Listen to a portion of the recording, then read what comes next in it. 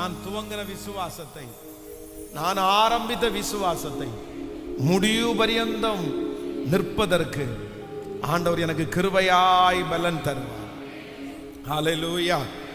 அவ்வளோ வருடம் வியாதியாய் படுத்திருந்தாலும் அந்த மனுஷனுக்குள்ளே இருக்கிற அத்தனை பேர் கண்ணுக்கு முன்னாடி அத்தனை ஆயிரம் பேர் சுகப்பட்டு கடந்து போனாலும் அவனாலே அந்த தண்ணீருக்குள்ளே இறங்க முடியாதுன்னு 100% தெரியும், 100% தெரியும். இப்போ பாருங்களேன், பொதுவாக ஒரு இடத்துல ஃப்ரீயாக ஒரு ட்ரீட்மெண்ட் கொடுக்குறாங்கன்னு வச்சுக்கோங்களேன்.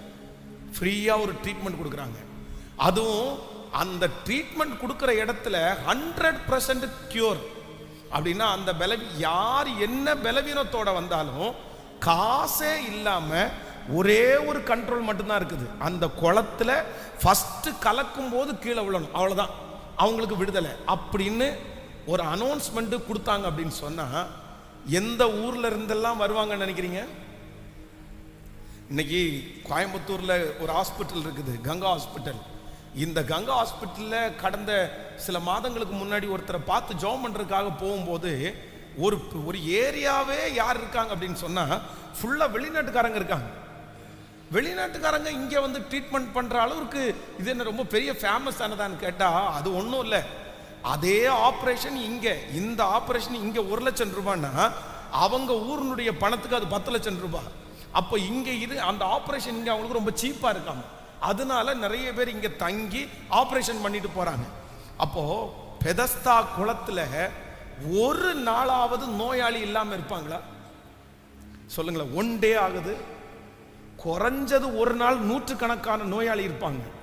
ஆனா இந்த 38 வருடமான வியாதியான இந்த மனுஷனுக்கு நல்லாவே தெரியும், நான் கண்டிப்பா இந்த குளத்தின் கரையில இருந்தா ஒரு நாள் கூட எனக்கு விடுதலை கிடைக்கிறதுக்கு வாய்ப்பு. ஏன் அப்படின்னா இவனை கொண்டு போய் விடுவதற்கு இவனாலையும் போய் குளத்துக்குள்ள விழ, அவன் போறதுக்குள்ள இன்னொருத்தர் விழுந்துடுறாங்க. அப்படின்னா இவராலையும் போக முடியாது. இந்த மனுஷனுக்கு இன்னும் உதவிக்கு ஆளும் இல்லை. ஆனா டெய்லி நோயாளிகள் வந்து விடுதலை ஆக்கிட்டு போறாங்க. பல ஊர்ல இருந்து பல நாட்டுல இருந்து வர்றாங்க. இப்போ நம்மளா இருந்தா கண்டிப்பா என்ன நினைப்போம் அப்படின்னு சொன்னா, கிளம்பிடலாம், நம்ம இந்த இடத்துல இருக்கிறது வேஸ்ட், நம்ம இந்த இடத்துல அற்புதத்தை பெற்றுக்கொள்றதுக்கு வாய்ப்பே இல்லை. இந்த கூட்ட நெரிசல்ல நம்ம என்ன பண்ண முடியும்? இத்தனை ஆயிரம் பேர் காத்து கிடக்குறாங்க, இதுல நமக்கு எப்படி ஒரு ஆப்பர்ச்சுனிட்டி வரும்? கண்டிப்பா வராது. நம்ம சோர்ந்து போயிருப்போம். ஆனா நான் நம்புறேன், அந்த 38 வருடமான வியாதியா இருந்த அந்த மனுஷன் எதுல நின்னா அப்படின்னு சொன்னா, அவனுக்குள்ள ஒரு விசுவாசம் வந்துச்சு. பெதஸ்தா குளத்துல ஒரு தூதன் கலக்குறாரு, அங்க போனா அற்புதம் நடக்கும்னு ஒரு விசுவாசம் வந்துச்சு. அந்த விசுவாசம் அவனை பெதஸ்தா குளம் வரைக்கும் கொண்டு வந்துச்சு. அந்த பெதஸ்தா குளத்துல கண்ணுக்கு முன்னாடி அவனை போல வியாதி உள்ள பலர் விடுதலையாக்கப்பட்டு போறத கண்ணு முன்னாடி பார்த்துட்டாரு. இப்போ ஒரு முடிவு எடுத்துட்டாரு, இந்த இடத்திலிருந்து நான் போகணும்னா விடுதலை பெறாம நான் போகவே மாட்டேன். அது எத்தனை வருஷமானாலும், அது எத்தனை நாளானாலும், அது எவ்வளவு சூழ்நிலை ஆனாலும் எனக்கு பிரச்சனையே இல்லை. எத்தனையோ பேர் வந்து சொல்லலாம், நீ இதுக்கு இங்க இருக்கிற நேரத்துல, நீங்க இங்க காத்து கிடக்கிற நேரத்துல நீ போய் அந்த ரோட்ல கொஞ்ச நேரம் பிச்சை எடுத்தேன்னா கூட உனக்கு சம்பளம் கிடைக்கும்பா, பணம் கிடைக்கும்பா, நீ வாழலாம்ப்பா. எதுக்குப்பா இந்த இடத்துல உட்கார்ந்து நேரத்தை போய்கிட்டு இருக்கிற? எதுக்கு இந்த இடத்துல போய் சமயத்தை போய்கிட்டு இருக்கிற? எத்தனையோ பேர் சொல்லலாம். ஆனா அந்த மனுஷன் ஒரு முடிவெடுத்தான். என்ன பண்ணுவேன்னா, நான் எடுத்த விசுவாசத்துல நான் கடைசி வரைக்கும் அதைத்தான் இந்த யவீருவை பார்த்து ஆண்டவரும் என்ன சொல்றார் அப்படின்னு சொன்னா, பயப்படாதே, நீ ஒரு முடிவோட தானே வந்த, நீ ஒரு எண்ணத்தோட தானே மகனை வந்த, உன் பிள்ளைய நான் பிழைக்க வைப்பேன்ற அந்த எண்ணத்தோட தானே என்ன பார்க்க வந்த. நீ ஆரம்பிச்ச இல்ல, துவங்கின இல்ல, அந்த விசுவாசத்தை நீ இடையில நிப்பாட்டாத, நீ கண்டினியூ பண்ணு. என்ன வந்தாலும் கண்டினியூ படு, என்ன வார்த்தை வந்தாலும் கண்டினியூ பண்ணு. உன் பிள்ளை செத்தே போயிருச்சுன்னு சொன்னாலும் அந்த விசுவாசத்தினுடைய அளவை விட்டு நீ மாறாத, நீ விசுவாசம் உள்ளவனா இரு. நான் நம்புறேன், அந்த மகனுக்கு கர்த்தர் அற்புதம் செய்ய முடியுமானால், அந்த மரித்து போன பிள்ளையை கர்த்தர் மறுபடியும் உயிரோடு எழுப்ப முடியுமானால், இந்த சத்தத்தை கேட்டுக்கொண்டிருக்கிற ஒவ்வொருவருக்கும் கர்த்தர் வாக்கு கொடுக்கிறாரு. இல்ல அந்த பிசினஸை திரும்ப நான் எடுப்பேன், விழுந்து போன தாவீதின் கூடாரத்தை திரும்ப எடுப்பித்த கர்த்தர் அந்த குடும்பத்தை திரும்ப எடுப்பாரு, அந்த வேலையை திரும்பி எடுப்பாரு, அந்த சரீரத்தை திருப்பி எடுப்பாரு. கர்த்தர் வாக்கு கொடுக்கிறாரு. Yes praise. கரங்களை தட்டி அந்த வல்லமை இப்ப வெளிப்படட்டும், அந்த மகிமை இப்ப வெளிப்படட்டும். இயேசுவின் நாமத்தினால, இயேசுவின் நாமத்தினால சத்துருடைய வல்லமைகள் பிரசங்கம் பண்ணி கொண்டு இருக்கும் போதே சத்துருடைய வல்லமைகள் அதமாவதாக, வெற்றி உண்டாவதாக இயேசுவின் நாமத்தினால. அப்பா அப்பா, இப்ப உம்முடைய மகிமை, இப்ப உம்முடைய வார்த்தை கடந்து போகட்டும். பயப்படாதே, விசுவாசம் உள்ளவனாயிரு. உன் மகள் அப்பொழுது ரட்சிக்கப்படுவாள். நம்பர் 1, முதலாவதாக ஆண்டவருடைய பிள்ளைகள் மறந்து விடவே கூடாது. நான் செய்ய வேண்டிய முதல் என்ன அப்படின்னு சொன்னா, அவிசுவாசமா எனக்கு வர்ற எல்லாவற்றையும், எனக்கு எதிராய் வருகிற, என்னுடைய விசுவாசத்திற்கு எதிராய் வருகிற எவ்வளவு பெரிய எத்தனை வார்த்தைகளை ஏற்றுக்கொள்றதுக்கு எத்தனை 1000 பேர் இருந்தாலும் நான் ஒன்று என்ன பண்ண மாட்டேன்னா, நான் அதை ஏற்றுக்கொள்ள மாட்டேன், நான் மறு உத்தரம் சொல்ல மாட்டேன், நான் அந்த வார்த்தையை என்னுடைய காதில் கூட நான் வாங்க மாட்டேன். நம்பர் 2, இரண்டாவதாக ஆண்டவர் இந்த எவ்வீரை பார்த்து கர்த்தர் என்ன சொல்றார் அப்படின்னு சொன்னா, நீ எடுத்த ஆரம்பிச்ச விசுவாசத்துல நீ என்ன பண்ணுன்னா, நீ தொடர்ந்து போ, நீ கண்டினியூ பண்ணு, நீ கண்டினியூ பண்ணு. இங்க இருக்கிற நிறைய பேரிடத்துல கர்த்தர் இந்த வார்த்தையை அப்படிதான் சொல்றாரு. நீங்க கண்டினியூ பண்ணுங்க, என்ன நடந்தாலும் அந்த வார்த்தையை கண்டினியூ பண்ணுங்க. எந்த வார்த்தை வந்தாலும் அந்த விசுவாசத்தை கண்டினியூ பண்ணுங்க. நீங்க எத்தனை தோல்வி அடைஞ்சாலும் அந்த வார்த்தையை கண்டினியூ பண்ணுங்க. எத்தனை எதிரா இருந்தாலும் உங்களுக்கு நீங்க கண்டினியூ பண்ணுங்க. இனி நடக்காது அப்படின்ற ஒரு நிலைக்கு நீங்க வந்தா கூட கர்த்தர் வாக்கு கொடுக்கிறார், அந்த விசுவாசத்தை நீங்க கண்டினியூ பண்ணுங்க. அந்த வார்த்தைக்கு இனி வாய்ப்பே இல்லைன்னு சொன்னா கூட கர்த்தர் சொல்றார், நீ கண்டினியூ பண்ணு, கண்டினியூ பண்ணுங்க, கண்டினியூ பண்ணுங்க. அவர் தானே தொடங்கினாரு, அவருக்கு தெரியாதது ஒன்றும் இல்லை, அவருக்கு தெரியாதது ஒன்றும் இல்லை. ஹல்லேலூயா. நம்பர் 3, மூன்றாவதாக இந்த யவீருக்குள்ள இருக்கிற ஒரு மிகப்பெரிய ஆசீர்வாதம் ரொம்ப ஆச்சரியமா இருந்துச்சு. வாசிக்கலாம், அந்த 49 வாசிக்கலாமே, 49 வாசிக்கலாம். அவர் இப்படி பேசி கொண்டிருக்கையில் ஜெப ஆலய தலைவனுடைய வீட்டிலிருந்து ஒருவன் வந்து அவனை நோக்கி, உம்முடைய குமாரத்தி மரித்து போனால் போதகரை வருத்தப்படுத்த வேண்டாம் என்றான். போதும், கவனிங்க, இந்த இடத்துல என்ன இருக்கு அப்படின்னு சொன்னா, இப்போ ஆண்டவர் வந்து இந்த சம்பவம் உங்களுக்கு இப்போ ஓரளவுக்கு உங்களுக்கு தெரிஞ்சிருக்கும்னு நினைக்கிறேன். இப்போ அந்த மனுஷன் அங்கிருந்து வராரு, ஆண்டவர் நின்றுட்டு இருக்கிறாரு, பக்கத்துல யார் நிற்கிறா? யவீரு பக்கத்துல நின்றுட்டு இருக்கிறாரு. யவீரு தான் இதுவரைக்கும் கூட்டிட்டு வந்து யவீரோட ஆண்டவர் வந்து இப்போ வந்து அந்த பெரும்பாடுள்ள ஸ்திரீக்கு ஆண்டவர் அற்புதத்தை செஞ்சுட்டு இப்போ அந்த அற்புதம் நடந்துட்டு இருக்கிற அந்த இடத்துல இப்போ வரவங்க என்ன பண்றாங்கன்னா, ஏசப்பாவும் நிற்கிறாரு, பக்கத்துல யவீரும் நிற்கிறாங்க. என்ன சொல்றாங்க அப்படின்னு சொன்னா, உம்முடைய குமாரத்தி அவர் இப்படி பேசி கொண்டிருக்கையில், எப்படி பேசி கொண்டிருக்கையில், நீங்க 48வது வசனத்தை வாசிங்க. அவர் அவனை பார்த்து, மகளே திடன்கொள், உன் விசுவாசம் உன்னை ரட்சித்தது, சமாதானத்தோட போ. இப்போ இந்த மனுஷனுக்கு முன்னாடியே கர்த்தர் வந்து இன்னொரு அந்த பெரும்பாடுள்ள ஸ்திரீயினுடைய விசுவாசத்தை கர்த்தர் என்ன பண்றாரு? கர்த்தர் தட்டி கொடுக்கிறாரு. அவன் கண்ணுக்கு முன்னாடியே ஏற்கனவே ஒருத்தர் விசுவாசித்து அற்புதத்தை பெற்றுக்கொண்டு அப்படியே சுகமா திரும்பி போறாங்க. கர்த்தர் சொல்றாரு, உன் விசுவாசம் உன்னை ரட்சித்தது, நீ சமாதானத்தோட போ. உடனே இந்த மனுஷனுக்கும் என்ன பண்றது, இந்த அம்மாவே இவ்வளவு விசுவாசிச்சு வந்து வெற்றியோட திரும்பி போகுது, நானும் இப்ப விசுவாசிச்சேன், எனக்கும் என்ன கிடைக்க போகுது? வெற்றி கிடைக்குது. அப்போ அந்த இடத்துல இருந்து ஊர்ல இருந்து 2 பேர் வராங்க. ஒருத்தர் வர வந்து என்ன சொல்றாரு அப்படின்னா, நீ இனி போதகரை என்ன வருத்தப்படுத்துறாரு? அப்படி இல்ல, என்ன வருத்தம்? இப்போ ஒருத்தர் நம்மகிட்ட வந்து சொல்றாருன்னு வச்சுங்களேன், நான் பொதுவா வந்து நான் கூட பாஸ்டர் கூட நிற்கிறாருன்னு வச்சுங்களேன், நீங்கள் ஜெபம் பண்ணுறதுக்கு என்னை கூப்பிடுறீங்க, அதுக்குள்ளே வந்து அங்கே என்னமோ ஒன்று நடந்து போகுது. வர்றவங்க என்ன சொல்லுவாங்க? இந்த மாதிரி ஆயிடுச்சு, அப்படி இந்த மாதிரி ஆயிடுச்சு, இறந்து போயிட்டாங்க, அவ்வளோதான். என்ன வருத்தப்படுத்த வேண்டாம், இல்லை கூப்பிட வேண்டாம் அப்படின்னு அவங்க சொல்றதுக்கு அவங்களுக்கு அந்த ரூல்ஸ் எதுவுமே அதிகாரமே இல்லை. இவங்க வர்றது வராதது எல்லாம் ஆண்டவருடைய விருப்பம். வர்றவங்க என்ன சொல்லியிருக்கணும் அப்படின்னு சொன்னா, உம்முடைய குமாரத்தி மரித்து போனாள். அவ்வளவுதான். அந்த குமாரத்தி மரித்து போனாள்னு கேள்விப்பட்டு ஆண்டவர் திரும்பவும் அவங்க வீட்டுக்கு நினைச்சா வரலாமா வரக்கூடாதா? ஆனா இடையில ஒரு வார்த்தை சொல்றாங்க, போதகரை. போதகரை இதுக்கு என்ன அர்த்தம் அப்படின்னு சொன்னா, நீ குழந்தை இறந்து போயிடுச்சு, அவரை உற்று நீ மட்டும் வா. ஏன் அப்படின்னா ஆண்டவருக்கு வல்லமை இருக்குது. ஆண்டவருக்கு வல்லமை இருக்குது. ஆனா என்ன வல்லமை இருக்குன்னா, சாகிறதுக்கு முன்னாடி வரைக்கும் ஹலோ அவங்க ஒப்பீனியன், அவங்க நினைப்பு, சொல்ல வர்ற புரிஞ்சுல உங்களுக்கு புரியுது இல்ல? சொல்ல வர்ற என்ன கான்செப்ட்ல வர்றாரு அப்படின்னு சொன்னா, நீ கூட்டிட்டு வர்ற ஆண்டவருக்கு வல்லமை இருக்குது.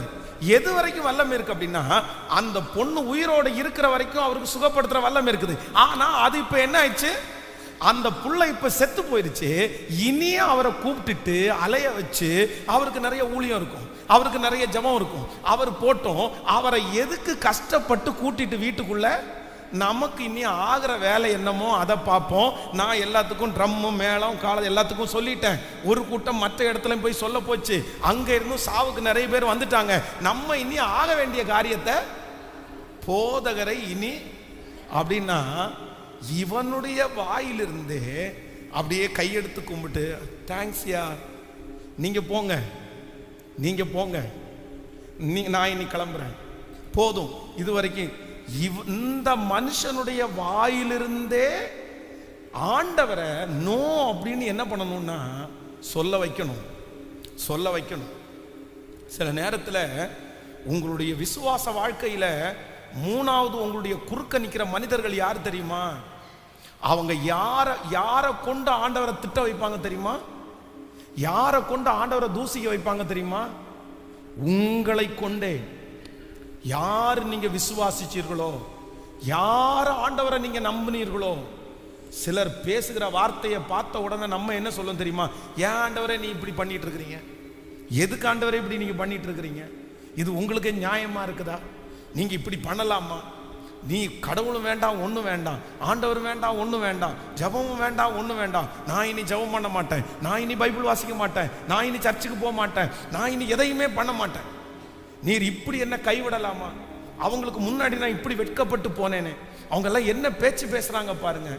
அப்ப நிறைய நேரத்தில் நம்முடைய வாயிலிருந்தே ஆண்டவரை திட்டுகிறது போல, ஆண்டவரை மறுதலிக்கிறது போல, ஆண்டவரை காயப்படுத்துகிறது போல வார்த்தைகளை பேசுவதற்கு நிறைய பேர் தூண்டுவாங்க. அப்பதான் ஆண்டவர் என்ன சொல்றாரு அப்படின்னு சொன்னா, என்ன இக்னோர் பண்ணணும்னு அவங்க நினைக்கிறாங்க, நான் உள்ள வர வேண்டான்னு அவங்க நினைக்கிறாங்க, என்ன பாதி வழியிலே கலட்டி விட்டுருன்னு அவங்க சொல்றாங்க. ஆனா எவீருவே, நீ பயப்படாதே, நீ விசுவாசம் உள்ளவனாய் இரு, உன் மகள் ரட்சிக்கப்படுவாள். ஹல்லேலூயா. மூணாவது, ஆண்டவருடைய பிள்ளைங்க ஒரு தீர்மானம் எடுக்கணும். விசுவாச வாழ்க்கையில, விசுவாச பாதையில நீங்க கடந்து போகிற பாதை ரொம்ப கடினமான பாதையா இருக்கலாம், கொடுமையான பாதையா இருக்கலாம், ரொம்ப மன வருத்தத்துக்குரிய பாதையா இருக்கலாம். ஆண்டவரே, ஏன் ஆண்டவரே என்னை இந்த பாதையில நடத்துற வரைக்கும் நீ அமைதியா இருக்கிறீங்களே ஆண்டவரே, சும்மா இருக்கிறீங்களே ஆண்டவரே, நீங்க எப்ப ஆண்டவரே எழும்புவீங்க, நீங்க எப்ப ஆண்டவரே கிரியை செய்வீங்க? உங்களுடைய மனசுக்குள்ள அந்த ஏக்கம் வந்துட்டே இருக்கலாம். அந்த பிள்ளையை விட்டு வந்து நான் இவ்வளவு நேரமாச்சே, இறந்திருப்பாளா, இது பண்ணிருப்பாளா, என்னென்னமோ உங்களுக்குள்ள ஓடிக்கொண்டே இருக்கலாம். அந்த நேரத்தில் சத்துரு மனிதர்கள் வந்து ஆண்டவரை தூசிக்கிறது போல வார்த்தைகளை பேசுவதற்கு உங்களை தூண்டும் போது நீங்க சொல்ல வேண்டியது ஒன்னே ஒண்ணுதான், யோபு மாதிரி, அவர் என்னை கொன்று போட்டாலும் அவர் மேல் நான் நம்பிக்கையாய் இருப்பேன். இந்த அக்கினி சூளைக்கு என்னை தப்புவித்தாலும் தப்புவியாமற் போனாலும் நான் ஒரு நாளும் கர்த்தரை மறுதலிக்க போவது இல்லை. இந்த சிங்கங்களுடைய வாய்க்கு ஆண்டவர் என்னை தப்புவித்தாலும் இல்லைன்னாலும் நான் முன்பு ஜெபித்து வந்தபடியே 3 வேளை கண்டிப்பாக நான் ஜெபிப்பேன். அப்படி என்று யாரெல்லாம் ஒரு தீர்மானம் எடுக்கிறாங்களோ, இனி என்ன நடந்தாலும் கர்த்தர் தான் எனக்கு தெய்வம், அவர்தான் எனக்கு தெய்வம், அவர்தான் எனக்கு இரட்சகர், அவரை விட்டு நான் அந்த புறம் இந்த புறம் திரும்ப போவது இல்லை. என்னை அழைத்தவர் உண்மையுள்ளவர், நான் விசுவாசித்திருக்கிறவர் பெரியவர், அவர் என்னுடைய வாழ்க்கையில என்ன அனுமதித்தாலும் அதிலே ஒரு நிச்சயமாய் ஒரு நோக்கம் உண்டே. ஒரு நோக்கம் உண்டு. கைகளை உயர்த்தி, அப்பா இதுவரைக்கும் என் மனசார ஏதாவது பேசி இருந்தா என்னை மன்னிச்சிருங்க ஆண்டவரே. நீங்க ஏன் இப்படி இருக்கிறீங்கன்னு கேட்டதுக்காக என்னை மன்னிச்சிருங்க ஆண்டவரே. சத்தமா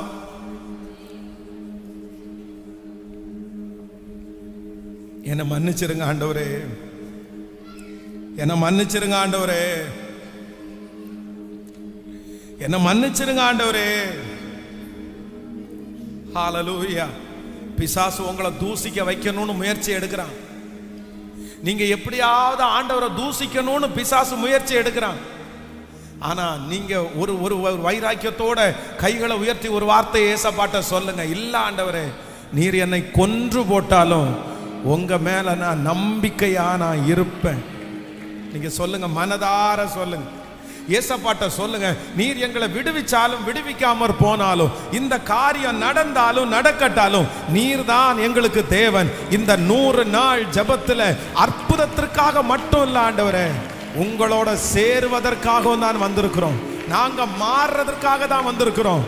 எங்களுக்கு தெரியும் கிறிஸ்து எங்களுக்கு ஜீவன், சாவு எங்களுக்கு ஆதாயம்.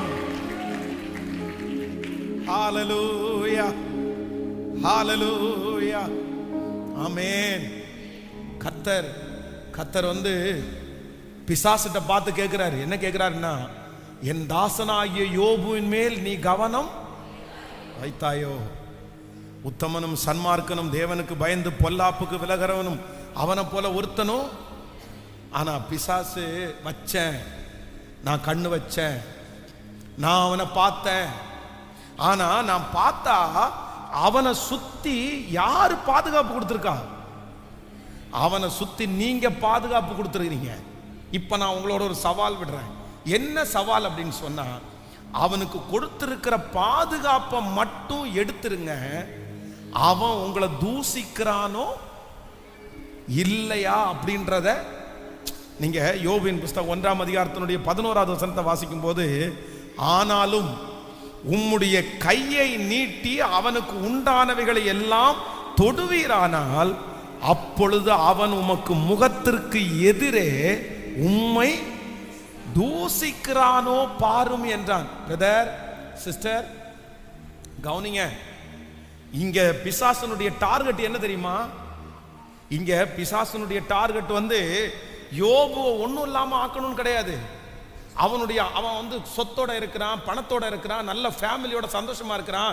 இதெல்லாம் அவனுக்கு கான்சென்ட்ரேஷன் கிடையாது. அவனுடைய ஒரே ஒரு லட்சியம் என்ன தெரியுமா? இது எல்லாத்தையும் நீங்க எடுத்துருங்க.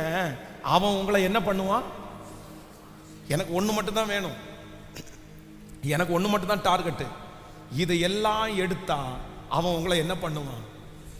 உங்களை தூசிப்பான், உங்களை தூசிப்பான். சிலருடைய வாழ்க்கையில அற்புதங்கள் காலதாமதம் ஆகிறதுக்கு காரணம் என்ன அப்படின்னு சொன்னா, சத்துரு நிறைய நேரத்தில் நீங்க ஆண்டவரை கேள்வி கேட்பீங்கன்றதுக்கு நேராக உங்களை வழி நடத்துவான். உங்களை தூசிக்கிறதுக்கு நேராய் வழி நடத்துவான், தூசிக்கிறதுக்கு நேராய். ஆனா ஒரு காலத்திலையும் ஒரு தப்பை மட்டும் பண்ணிடாதீங்க. ஆண்டவரை பார்த்து கேள்வி கேட்கறது, தூசிக்கிறது, திட்டுறது, ஏதாவது ஒன்று பேசுறது, இந்த விசுவாச வாழ்க்கையை விட்டு நான் வெளியே போறேன்னெல்லாம் சொல்றது. வேதம் சொல்லுது, நீ தேவாலயத்திற்கு வந்து மனம் பதறி ஒரு வார்த்தையை கூட என்ன பண்ணக்கூடாதாமா? பேசக்கூடாது. உங்க வாயின் வார்த்தையை கர்த்தர் கனம் பண்றார். உங்க வாயின் வார்த்தையை கர்த்தர் பார்க்கிறார். துதித்தலும் சபித்தலும் ஒரு வாயிலிருந்து வரக்கூடாது.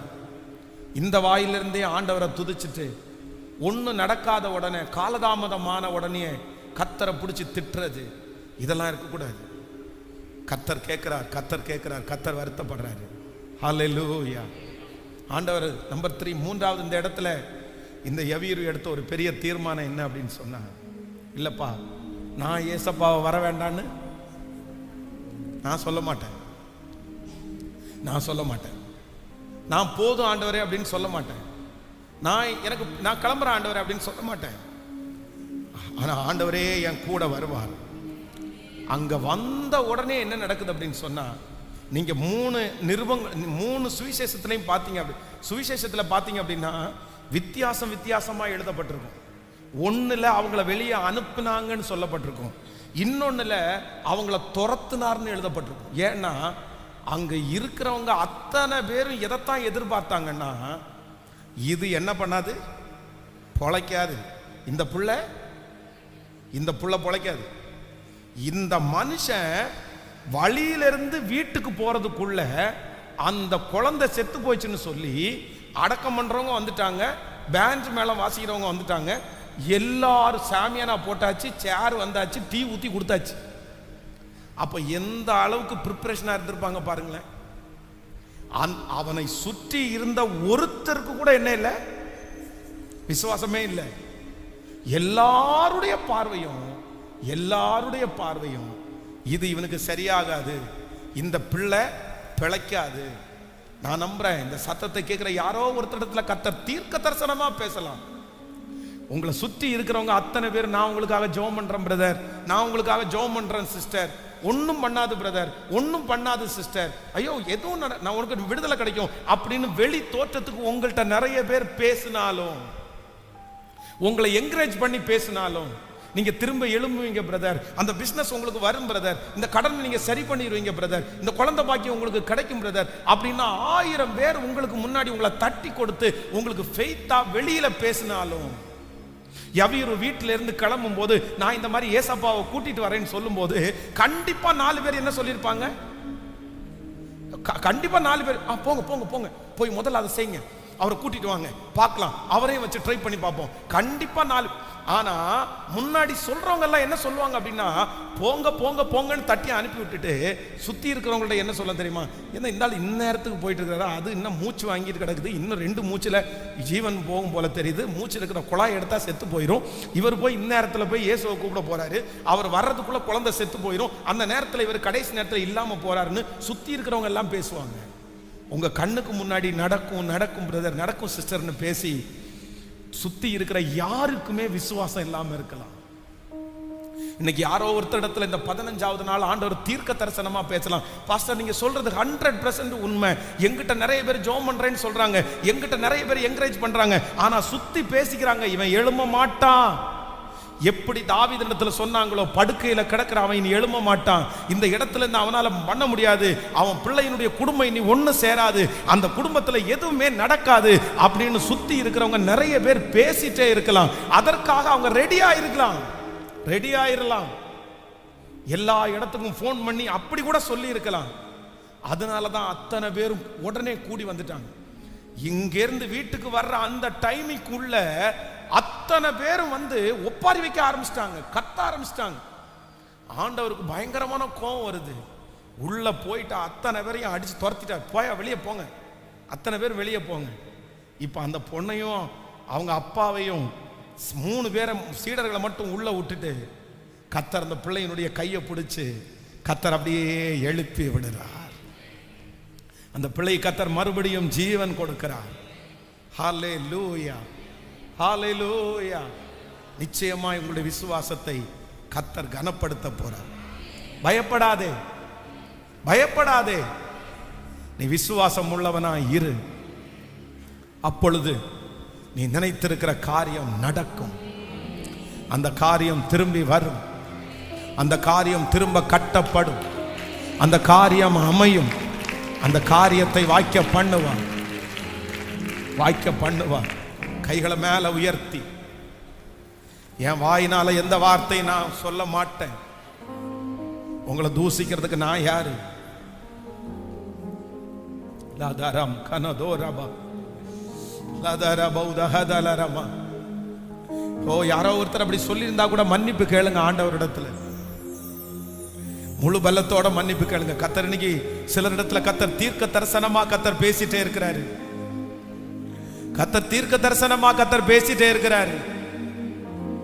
சொல்லுங்க முழு பலத்தோட, ஆண்டவரே இல்ல ஆண்டவரே, என்னை சுத்தி இருக்கிற எத்தனை பேர் அப்படி சொன்னாலும் இல்ல, நாங்க பயப்பட போறதில்லை, நீர் செய்யணும்னு நினைச்சிட்டீங்கன்னா, நீங்க எங்களை தூக்கணும்னு நினைச்சிட்டீங்கன்னா, நீங்க எங்களை தலை நிமிர பண்ணணும்னு நினைச்சிட்டீங்கன்னா, அப்பா எப்படி வேண்டும் என்றாலும் நீர் எங்களுக்கு செய்வீர் என்று எங்களுக்கு தெரியும் ஆண்டவரே.